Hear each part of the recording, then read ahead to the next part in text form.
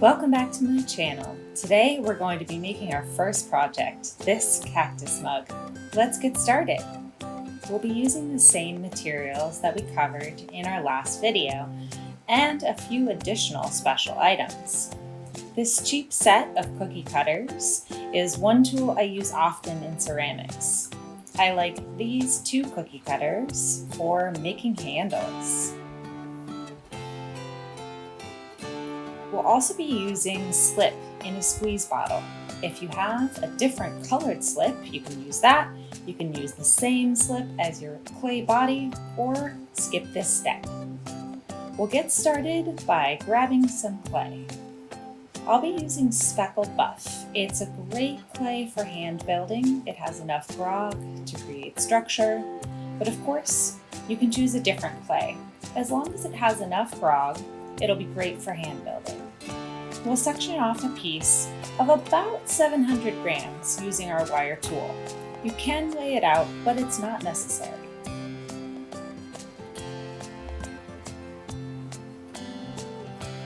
The first thing we're going to be doing is flattening our clay into a slab.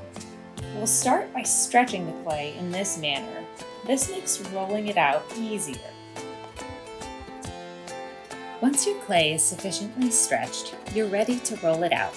So grab your rolling pin and your shims. Today I'm using my 1/4 inch shims.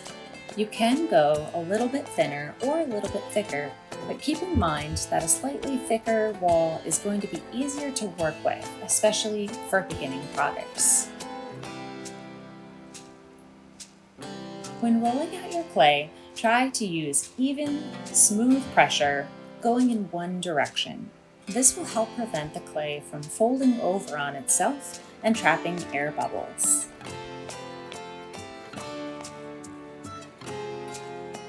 Once your slab is flattened, it's time to smooth it out. I like to use my plastic rib for smoothing.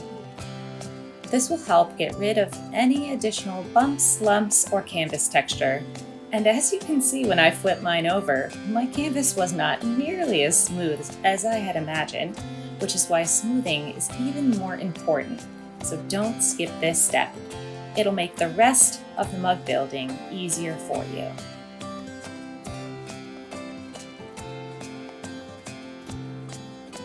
Once it's sufficiently smooth, you're going to cut out your forms. You'll need a long rectangle for the wall of your mug and a circle. You don't have to use a template. You'll just need the rectangle to be the circumference of your circle. For example, I'm using a circle that's about 3 inches, and so my rectangle is just over 11 inches long. I also made the wall of my mug 3.5 inches tall. You can change these numbers to suit your needs. You'll use your needle tool to cut out your forms. You want to get a nice 90-degree cut, so ensure that you're holding your needle tool straight up and down against the sides of your template.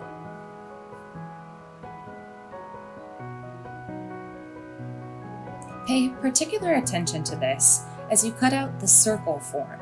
It's easy for your hand to tilt to one side or another as you move around the circle.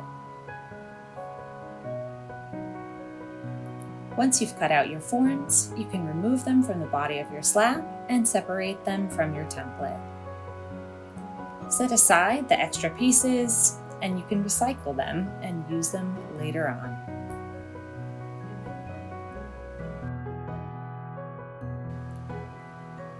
Our next step is going to be scoring the short ends of our rectangle.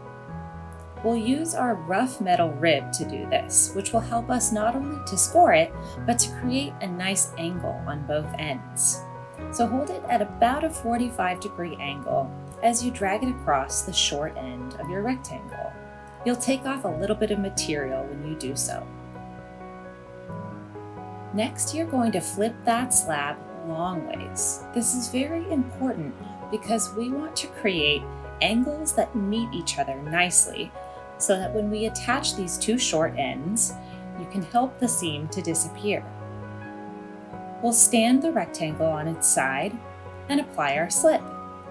I like to use a paintbrush to apply slip, and we'll apply it to both of the ends that we scored. You don't want to skimp on slip here because you don't want a dry connection. Slip is the glue that's going to help these ends come together. And hey, if you drop some, don't worry. It's all going to get a little bit messy. Once you've applied the slip, bring the short ends together gently. You're going to use your plastic rib to begin the smoothing process. I like to use a combination of vertical and horizontal strokes to help smooth this seam out, starting with the outside of the form first. Remember that we're going to be smoothing a lot throughout this process, so it doesn't have to be perfect at this step. Once we've smoothed the outside, we'll smooth the inside. Same technique. We use those long strokes, gentle pressure, and I also like to use my fingertip on the interior as well.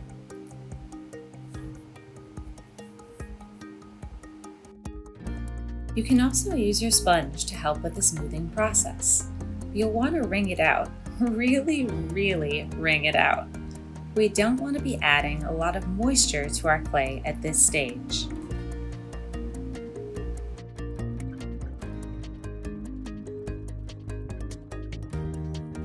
Once we've smoothed that seam, it's time to attach the bottom of the mug. So grab that circle you cut out, and we're going to use our scratcher tool to score it. You're going to score on top of the outer edge of the circle. Make sure that you're not scoring too deeply, but you do want nice grooves for your slip to go into. You're also going to need to score the rim of the mug where it's going to attach to the base. So make sure that you score both sides of what you're attaching.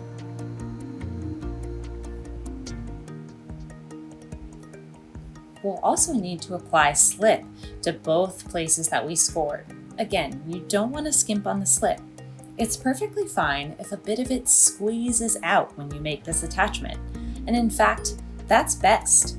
It's much better than a dry connection, which would make for a weak seam.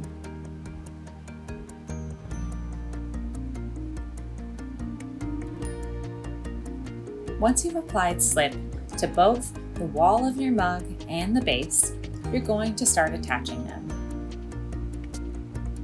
Place the wall on top of the base and start to find that roundness around the seam. We're going to be able to smooth the seam better by flipping over the mug. Remember that inside that mug is a hollow space, so don't press down too hard on that circle. You're going to use those same horizontal and vertical strokes with your plastic rib to smooth the seam where the wall of the mug meets the bottom of the mug. Once it's sufficiently smoothed, you're going to flip your mug back over and use your paintbrush to get rid of any excess slip on the inside of the mug. I rinse out all the slip, dry off the brush, and then just use it to grab that extra slip. You can rinse it again between passes, and this is really going to help seal that seam as well.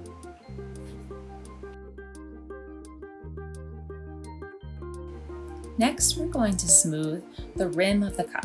It's very square at the moment and wouldn't be pleasant to drink from, so we're going to round it over and smooth it out. You can use a pottery chamois to do this, or your wrung out sponge or fingertips. You're going to use even, gentle pressure, moving in a circular motion around the rim. The more passes you make, the smoother it will get. Take your time with this step in the process.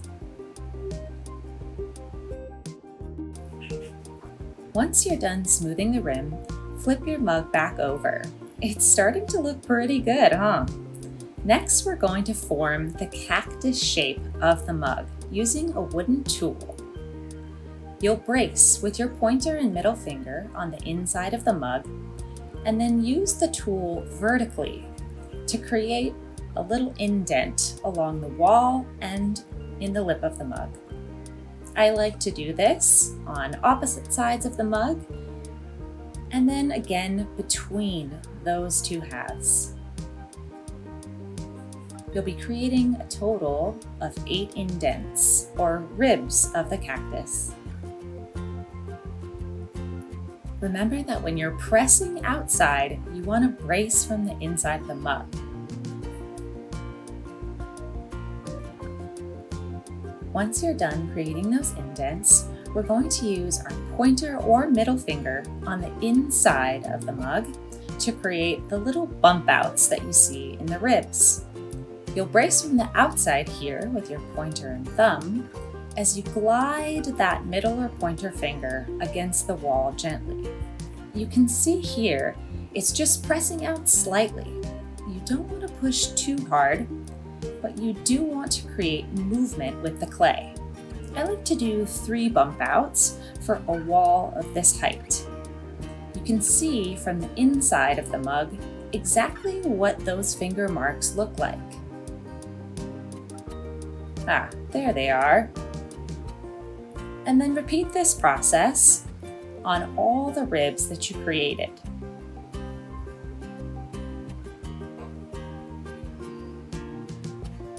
You can see the impact these finger indents have as you move around the surface of the mug. This is the part of the process where it really starts looking a little bit like a barrel cactus. Next, we're going to be smoothing out the bottom of the mug to create a nice finished surface. You'll use that plastic rib again, with gentle, even pressure, moving in a circular motion around the base. I also like to use either my sponge or a pottery chamois to assist in smoothing out that rough edge. This will allow you to round off the bottom edge of the mug in the same way we rounded off the rim. You can also use the crook of your finger to smooth out the bottom of your mug. Next to the tools that I've been using, this is one of the best tools in a potter's arsenal. Once you're done, flip the mug back over and touch up the rim just a little bit. Now you can set it aside and get to work on your handle. You'll roll out your clay to about the same thickness as your cookie cutter, just a little bit thinner actually. This will make it easier for the cookie cutter to go all the way through the clay. If you make your slab thicker than the cookie cutter, it's going to give you a really hard time getting it all the way through.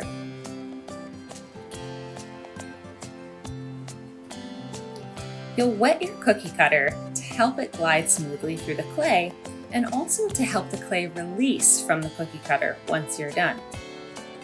After you give it a good dunk, press the cookie cutter through the clay and then separate the slab from the body of the cookie cutter. Press down firmly and lift up on the cutter to separate your handle.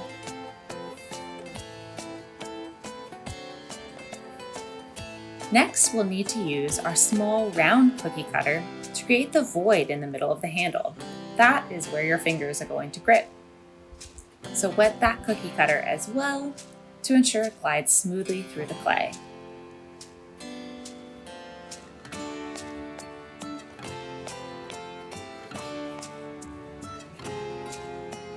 You can press this form straight through the body of the handle.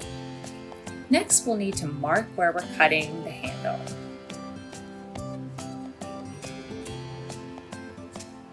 You can use the same tool to cut the handle by pressing gently through the clay.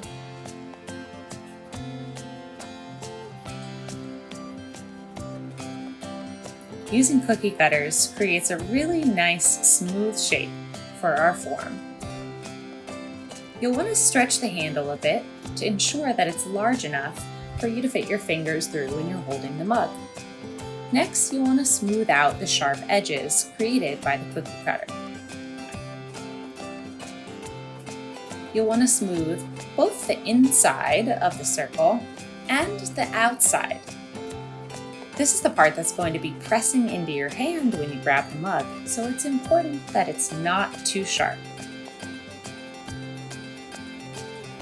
Then we're going to fit up our handle by placing 2 drops of water on the ends and touching it to the side of the mug. You'll see where the water landed on the mug, and that's where you'll score. Once you're done scoring the side of the mug, make sure that you score the ends of the handle as well. Attaching handles can be tricky, so make sure you don't skimp on the scoring or on the slip. You'll definitely want a little bit of slip to squish out when you attach the handle, so we don't want a dry connection. Compression is our friend when it comes to attaching clay, so we'll brace from the inside of the mug and press firmly with the handle into the side, starting at the top of the handle and then moving to the bottom. Remember to brace inside of the mug whenever you're pressing from the outside. We want to be able to let go of the handle at this point and not have it go anywhere. It should already be pretty firmly attached.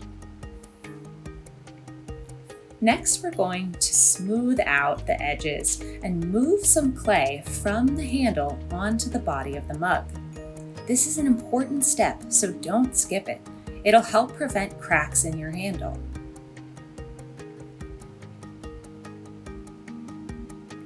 Once you're done with that step, you can use your paintbrush to smooth off any excess slip or rough edges. And there we have it. We're done if you're not going to apply the spines of the cactus using your little slip squeeze bottle. If you do want to use the slip squeeze bottle to apply spines to the cactus, you'll do so at this stage. You can apply as many spines as you'd like down each rib of the cactus. I'm using a black slip here. It comes from the clay that's naturally black, so there will be some contrast once my mug is fired. And there you have it. Your cactus mug is complete. Thank you so much for tuning in for this first project. In our next video, we'll talk glazing, so don't forget to tune in.